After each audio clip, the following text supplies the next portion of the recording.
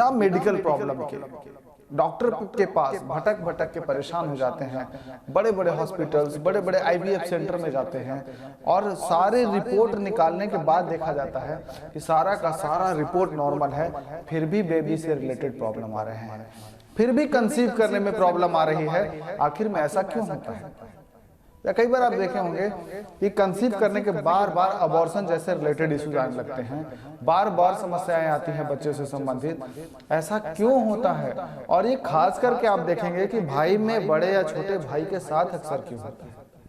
हम बात करेंगे मेडिकल रिलेटेड इश्यूज, हम बात करेंगे चंद्रमा के बारे में कि चंद्रमा का क्या प्रभाव है हमारे शरीर पे और चंद्रमा क्यों रुकावट पैदा करता है कई बार कंसीव होने में। और फिर हम बात करेंगे पितृ दोष के बारे में, क्योंकि कुंडली में अगर पितृ दोष होगा तो घर में पितृ दोष होगा। और हम फिर घर के बारे में भी बात करेंगे कि आखिर में घर में ऐसा कौन सा डायरेक्शन है जिसकी वजह से पितृ दोष जैसी समस्याएं आती हैं, और इन सब को कनेक्ट करेंगे। और अगर आपको इस तरह की प्रॉब्लम है और आपको लगता है कि इस तरह कोई भी समस्या आ रही है, तो आप अपने घर में देखिए, आप अपने कुंडली में देखिए और उसका कारण समझने की कोशिश कीजिए, आप उसका समाधान कीजिए। आपको शायद हो सकता है कि डॉक्टर से मेडिसिन लेने की जरूरत ना पड़े, क्योंकि मुझे ये समझ में नहीं आता कि डॉक्टर ने जब बताया कि रिपोर्ट सारे नॉर्मल है, तो फिर वो लगातार इंजेक्शन, लगातार मेडिसिन किस चीज की देते रहते हैं। मैं हैरान हो जाता हूं कि लाख 2 लाख रुपए तक का मेडिसिन वो अपने खा चुकी होती हैं लेडीज, और डॉक्टर लगातार दवा दिए जाते हैं और बार बार यही बोलते हैं कि रिपोर्ट तो नॉर्मल है। फिर किस चीज की मेडिसिन? और उस मेडिसिन का इतना गंदा प्रभाव होता है कि उनका शरीर भी खराब होता है और शरीर में कोई बड़ी बीमारी भी हो सकती है, क्योंकि कई बार एंटीबायोटिक ज्यादा खाने से शरीर में कई तरह की नई नई बीमारियां होनी शुरू हो जाती है। तो चलिए बात करते हैं सबसे पहले चंद्रमा के बारे में।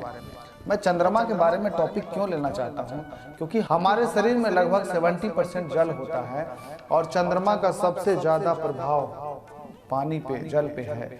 आप देखिए कि जब पूर्णिमा का समय आता है तो कैसे हाई टाइड्स आने लगते हैं समंदर में।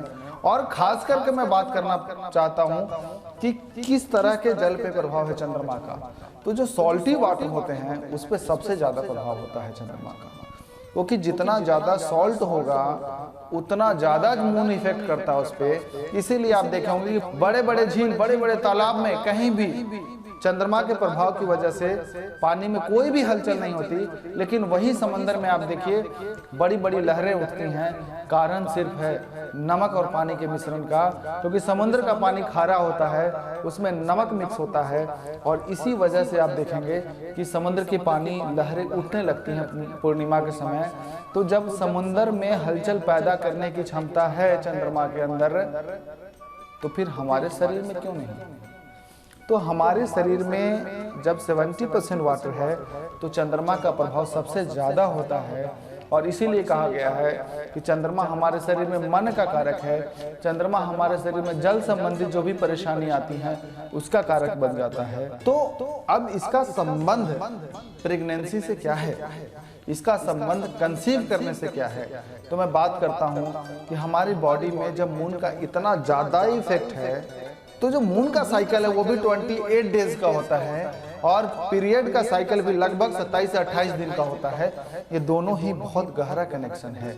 हम जन्म कुंडली देख के बता सकते हैं कि आखिर में इस कुंडली में पीरियड आने का समय कब है, सिर्फ चंद्र और मंगल की स्थिति को देख के बताया जा सकता है। गोचर में मून और मार्स की स्थिति को देख के बताया जा सकता है कि पीरियड्स कब आएंगे। क्या संबंध है कि चंद्रमा की वजह से कंसीव करने में रुकावट आती है? तो मैंने बताया मून का इन्फ्लुएंस बहुत ज्यादा हमारे शरीर पे। तो क्या होता है, दोनों का ही साइकिल, चाहे मून का हो चाहे पीरियड का हो, 28 दिन का होता है।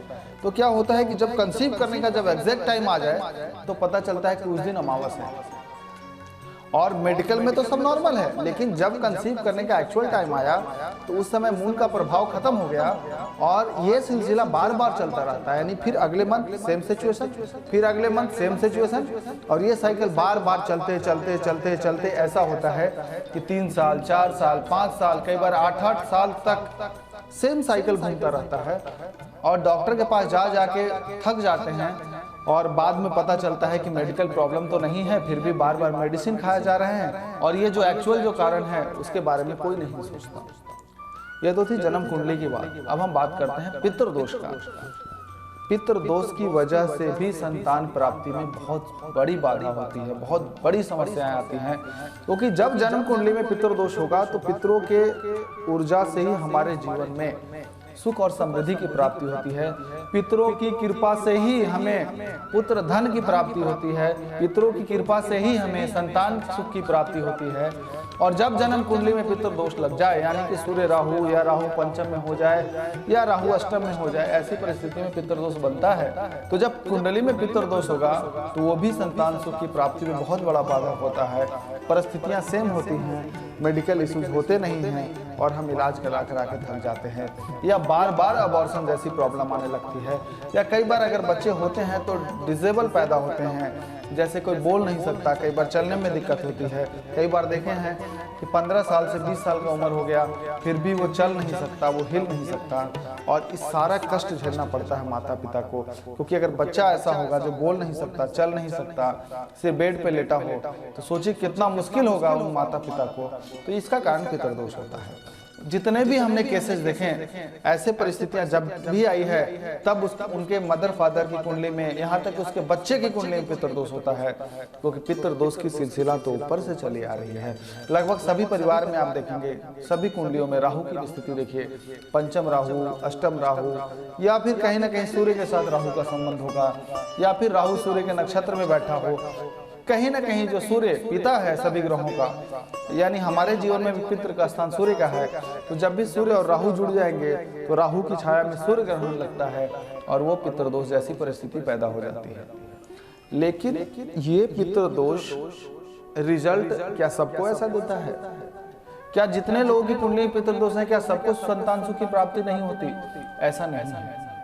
सबसे पहले मैं बात करूंगा कि जन्म कुंडली में पितृ दोष का होना और घर में पितृ वाले स्थान पे वास्तु दोष होना, ये दोनों का बहुत गहरा कनेक्शन है। पितृ दोष का रिजल्ट तभी आता है जब आपके घर में पितृ दोष हो।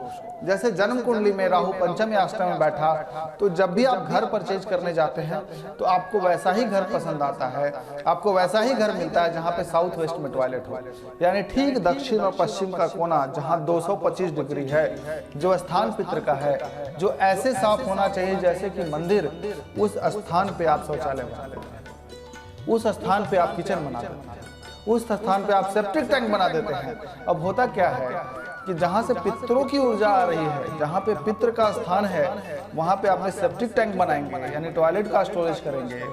जहाँ पे आपका पितरों का स्थान है वहाँ पे लैट्रिन बनाएंगे, गंदगी फैलाएंगे। तो आप सोचिए कि आपके घर पे जो पितृ की अच्छी कृपा आने वाली थी, जो सबसे पहले पॉजिटिव रेज आने वाले थे उनके, जिसमें कि बिजनेस में ग्रोथ ले लीजिए, रिलेशनशिप को ले लीजिए, हर तरह से सुख समृद्धि आने वाली थी, वो सारी की सारी रुक जाती हैं।